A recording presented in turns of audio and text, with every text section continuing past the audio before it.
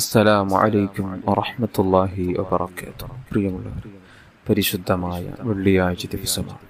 വെള്ളിയാഴ്ച ദിവസം പുരുഷന്മാർ ജുമുഅ നിസ്കാരത്തിന് ശേഷം സ്ത്രീകൾ അവരുടെ ളുഹർ നിസ്കാരത്തിന് ശേഷം ചെയ്യേണ്ട ഒരു പ്രധാനപ്പെട്ട ഇബാദത്തിനെ കുറിച്ചാണ് പരിചയപ്പെടുത്തുന്നത്.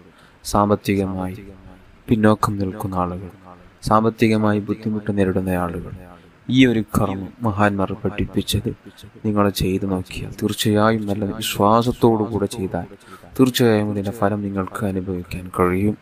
മഹാന്മാർ നമുക്ക് പഠിപ്പിച്ചതാണ്.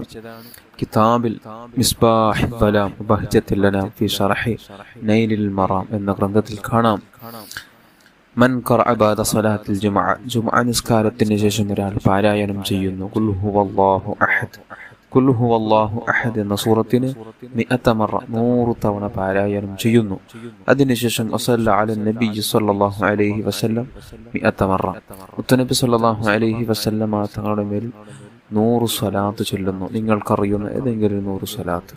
അതിനുശേഷം അല്ലാഹുമ്മ ക്ഫിനി ബിഹലാലിക അൻ ഹറാമിക വഅഗ്നിനി ബിഫദ്ലിക അൻ മൻ സിവാക എന്ന ദിക്ർ 70 മറ 70 തവണ ചൊല്ലുന്നു.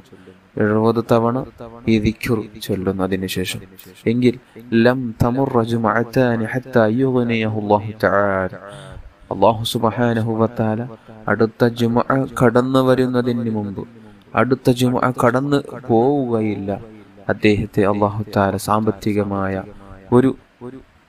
സാമ്പത്തികമായ അഭിവൃദ്ധി ലഭിച്ച ഒരാളാക്കിയിട്ടല്ലാതെ അടുത്ത ജുമുഅ കടന്നു പോവുകയില്ല. അതായത് സമ്പത്തുണ്ടാക്കാൻ ഹലാലായ ഒരു വഴി അല്ലാഹു തആല തുറന്നു തരും, ഉറപ്പായും തുറന്നു തരും. നല്ല വിശ്വാസത്തോടുകൂടി നിങ്ങൾ ചെയ്താൽ തീർച്ചയായും ഹലാലായ സമ്പത്തുണ്ടാക്കാനുള്ള ഒരു വഴി അല്ലാഹു തആല നിങ്ങൾക്ക് കാണിച്ചു തരും. അല്ലാഹു അനുഗ്രഹിക്കട്ടെ.